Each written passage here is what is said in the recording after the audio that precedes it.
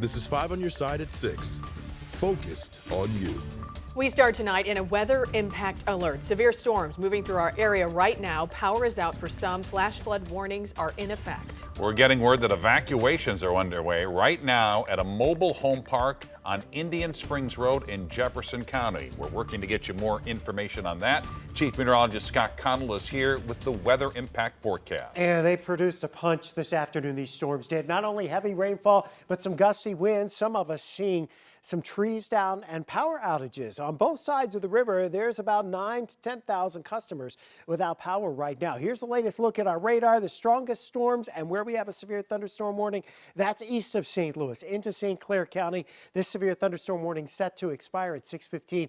But the overall trend has been for the storms to weaken a bit. Having said that, they're still running into an environment that's favorable for some gusty winds as they push into western portions of Clinton and Washington counties. In addition to that, heavy rainfall has been produced by these storms. So that's causing some flooding down across St. Louis County, Jefferson County, into Franklin County, even into Phelps County. Our rainfall amounts in some cases between 2 and 4 inches already, with locally higher amounts, especially honed in around St. James, also around Fenton, and also back towards Washington, Missouri within the last 6 hours. Into this evening, still could have some isolated wind gusts east of St. Louis. The creeks, streams flooding, that's a concern. So make sure you're staying aware and not driving through flooded roadways. The good news is our futurecast is showing this activity diminishing some later this evening, but then we have to deal with the remnants of Beryl. We'll talk more about that, Mike, in a few minutes. And tonight we're learning about an alarming arrest on a downtown rooftop overlooking the crowded 4th of July parade route. This is where police seized 2 illegal guns from a man already facing felony gunfire charges in Illinois. St. Louis police took Trenston Sappington into custody and seized his guns. Thanks for joining us tonight. I'm Mike Bush. And I'm Ann Allred. Tonight, a 5 on Your Side investigation reveals he was already known to authorities, raising questions about how he still had access to those guns in the first place. Political editor Mark Maxwell has the developing story, all new at 6. Yeah, the new St. Louis ban on open carry of firearms without a concealed carry permit might have prevented what would have otherwise been a terrible tragedy on July 4th. Police got a call about a suspicious figure on top of a parking garage overlooking that parade and sprang into action. Thousands of people packed the streets of downtown St. Louis last Thursday to celebrate Independence Day. Overhead, on the roof of this parking garage at 604 Pine, Trenston Sappington held 2 semi-automatic pistols in a bag with a bird's eye view of the parade route.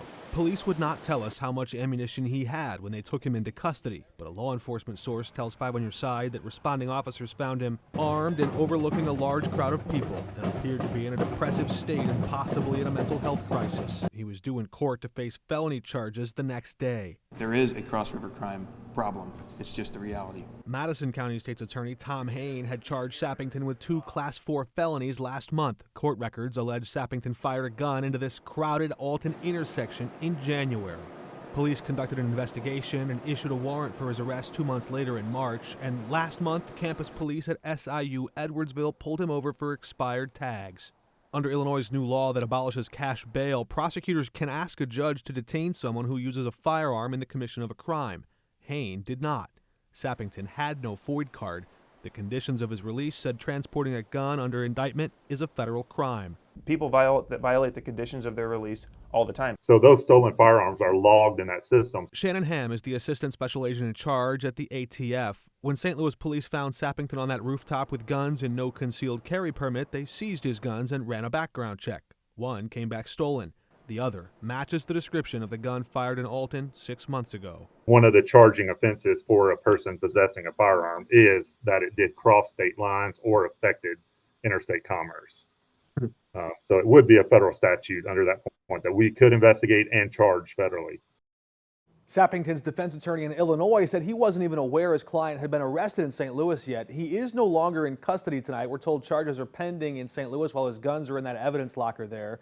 In Illinois, State's Attorney Hain says, quote, "We've filed a petition to revoke the defendant's pretrial release, asking that he be held pending the resolution of these cases." A shooting in the parking lot of Horseshoe Casino in downtown St. Louis left a man in critical condition. Police say officers found the man next to his car with gunshot wounds around 2 a.m. His identity is still unknown for now, and there are no suspects. It's one of the several shootings that took place downtown since the 4th of July. And happening right now, a town hall at the Central Public Library in downtown St. Louis. Residents, downtown business owners, and city leaders sharing their concerns about that uptick in violence. Circuit Attorney Gabe Gore and St. Louis Police Chief Robert Tracy are there. 5 on your side's Justina Cornell is live from Peabody Plaza after speaking with two owners who have invested in the downtown area. Justina. Well, we can still see the impact of 4th of July. I'm going to move out of the way so you can see behind me here. This is just one of the many boarded up windows here at Peabody Plaza after bullets hit several windows up and down the building. Now, 7 people were shot that night with more than 300 teens running around downtown following the fireworks. No arrests have been made. Now, businesses are feeling the effects post-holiday. Today, I spoke with the co-owner of Ucraft, and due to demand, they're moving to a bigger space in Peabody Plaza and expect to expand next week. He was out of town for the 4th of July when he got a text that their windows were shot up. Now, I also spoke to the owner of Jack Patrick's down the street from here. Kevin Lisi has owned the bar for 25 years and admits following the pandemic, crime has been a concern. Both say they love downtown and want things to change so business isn't impacted. I love being close to hockey and baseball and, Battlehawks, all the concerts. That stuff's fun. We have a blast, but we just can't. Every time we have an event, we can't have a meltdown afterwards, or it affects business. We still have faith in downtown. We wouldn't have made this. I'm not going to let one incident, ruin what we've started and what we're going to become. The Ucraft owner said that they're invested to downtown and they just signed a 10-year lease, but they hope crime can get under control. Reporting live, Justina Cornell, 5 on your side.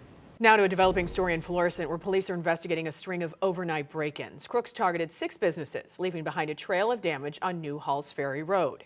That's where 5 on your side's Paula Vasan is live after speaking exclusively with one of those business operators. Paula.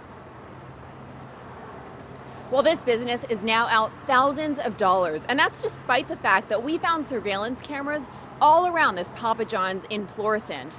But the operator here tells me it only makes them more determined to serve this community. It definitely does, jeopardize what we're trying to do here in the community. Felicia Mont is the operator of this Papa John's in Florescent.